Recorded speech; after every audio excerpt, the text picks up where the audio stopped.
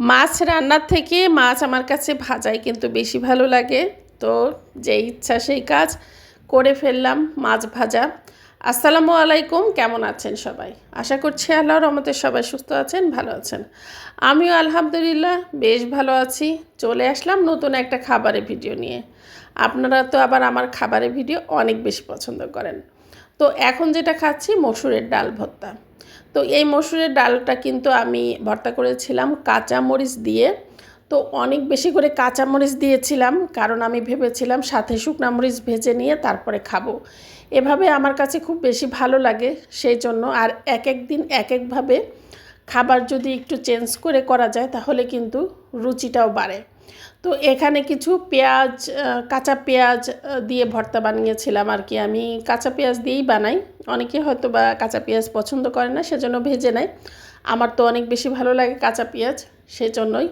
তো বিশ্বাস করেন, এত যে মজা হয়েছিল এই ডাল ভর্তার সাথে শুকনো মরিচ দিয়ে খেয়ে, মনে হচ্ছে আর কিচ্ছু লাগবে না, এটা দিয়ে 2 প্লেট ভাত খেয়ে ফেলতে পারবো।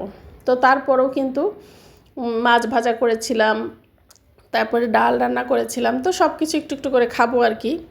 তো এখানে কিন্তু এটা তেলাপিয়া মাছ ভাজা। তো তেলাপিয়া মাছ আসলে আমাদের বাসায় আমার মেয়ে 2টা খুবই বেশি পছন্দ করে। আমার হাজব্যান্ড বা আমার বাবা কেউই খেতে চায় না।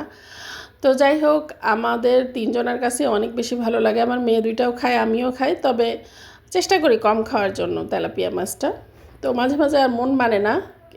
আমার কাছে মনে হয় যে অন্য মাছ ভাজার তুলনায় তেলাপিয়া মাছ ভাজাটা আমার কাছে বেশি ভালো লাগে।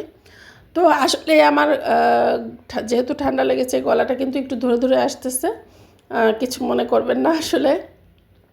তো ঠান্ডা তো বেশ কিছুদিন ধরেই লেগেছে, এখনও ভালো হয়নি, যার জন্য ভয়েস দিতে গেলে খুব কষ্ট হয়। তো এখন তেলাপিয়া মাছ দিয়ে বেশ সুন্দর করে মজা করে খেয়ে নিলাম। মানে বলে বোঝাইতে পারবো না যে সবগুলি খাবারই এত মজা ছিল আজকে।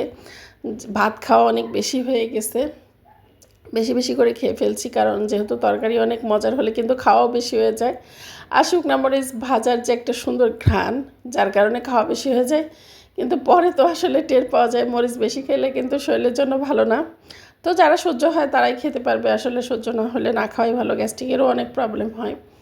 তো যাই হোক, এখানে আমি মাসকলাইর ডাল নিয়ে নিলাম। তো আমার কাছে আসলে মসুরের ডাল টকটক মানে কিছু দিয়ে রান্না করলে ভালো লাগে। আর মাসকলাইর ডাল, এটা তো আর এর সাথে কোনো টক যায় না, এটা কিন্তু শুধু শুধুই ভালো লাগে। ঘন করে রান্না করতে হয় মাসকলাইর ডালটা। আর ডালের সাথে মাছ ভাজা, এটা তো একটা অন্যরকম লেভেলের মজার খাবার।